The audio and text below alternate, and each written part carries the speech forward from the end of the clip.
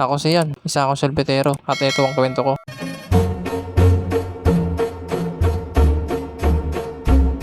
Lumabas nga ako sa gate namin para tignan yung panahon at pagtingin ko nga sa kalangitan, ang ganda ng panahon, tag-init na kasi. Kaya naisipan ko na ilabas yung karo ko at ito nga nalabas ko na nga at tinabi ko muna dito. Hey, what's up mga boss? Hello, nandito na ako sa labas na. At shoutout nga pala kay Boss Aaron kasi binigyan niya tayo ng batang na botas towel. Ayan. Ito ang gagamitin ko ngayon tag-init. Let's go.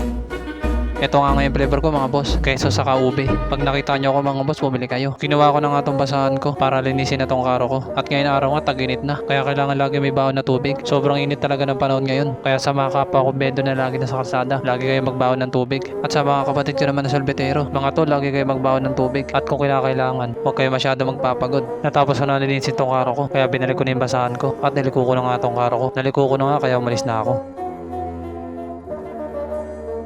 Nandito na ako sa kalsada at tuminto muna nga ako at kinuha ko tong payong ko. Sobrang init kasi ngayon, tag-init na kasi. Kaya kailangan lagi ako nakapayong. Mahirap na ba, magkasakit ako. Nalagay ko na nga yung payong ko, kaya umalis na ako. Meron niyang bibili, kaya tumabi muna ako at nilipat ko na nga tong payong ko. Ang init kasi, binuksan ko na nga tong ice cream ko at kumuha na nga ako ng cup. Nakakuha na nga ako, kaya pinagkukuha ko na yung bayad nila. Pagtapos nga kunin yung bayad nila, sinimulan ko na takalin yung ice cream nila. Shoutout nga pala sa mga bumili sa akin dito. Kung napapanood nyo to, pakishare naman. Binigay ko na nga yung ice cream nila at meron pa ang bumili at lagay ko to sa baso niya. Kaya ito nagtakal na ako ng ice cream. Sa mga nagtatanong pala kung magkano kapag nasa baso, hanggang 20 pataas lang kasi pag 10 lang, malulugi ako. Tapos ako magtakal sa baso, kaya binigay ko na sa may-ari at sinarado ko na tong ice cream ko. Nilipat ko na rin tong payong ko. Nalipat ko na kaya umalis na ako. Grabe talaga yung init ngayon.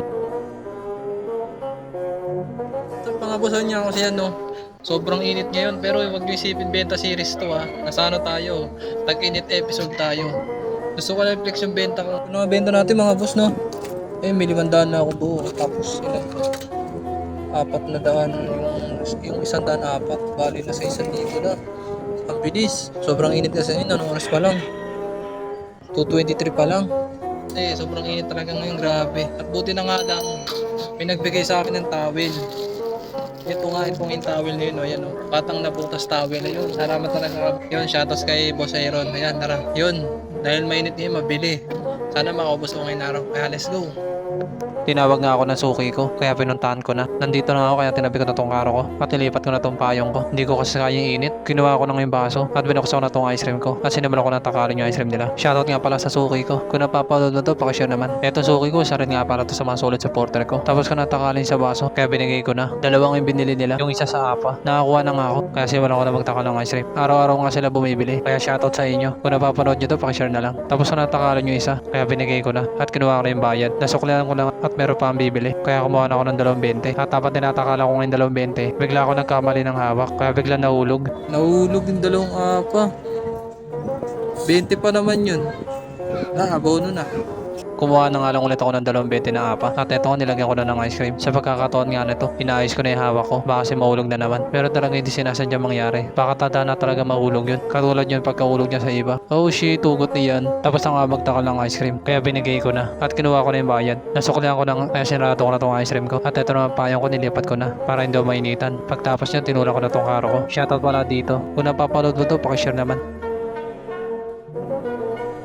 Nakaramdam na nga ako ng pagod, kaya may tumo na ako dito. At yung ice tubig ko, ginawa ko dito sa loob ng karo ko. Dito ko nga nilagay para hindi mawala yung lamig. Nakuha ko na nga, kaya sinarado ko na tong karo ko. At tumupo na nga ako dito para uminom na nga ng ice tubig. Sobrang init talaga ngayon. Sa sobrang init, abilis ko mapagod. Nainitan na nga rin ako at pawis na nga rin ako. At naalala ko may towel pala ako, kaya kinuha ko na. Ngayon ko pa nga alam bubuksan to. Simula nung binigay sa akin to ni Boss Aaron. Ngayon ko pala makikita kung ano tsura nito. At ito nga binubuklat ko na nga. At pagbuklat ko nga, nagulat ako sa sobrang ganda. At ito nga nakalagay, batang na botas. Okay to, meron na ako magagamit. Salamat talaga, Boss Aaron. Sa mga gusto pala bumili nito, ito pala yung FB ni Boss Aaron. Pakicontact na lang siya kung gusto niyo yung ganito. Kaya sa mga taga na botas, bili na kung gusto niyo ng ganito casting na towel. Salamat talaga, Boss Aaron. Napakaangas nito. Tapos na nga magpahinga, kaya tumayo na ako at tinulak ko na nga ulit tong karo ko. Salamat nga pala ulit kay Boss Aaron. Kung napapanood mo to, boss, pakishare naman.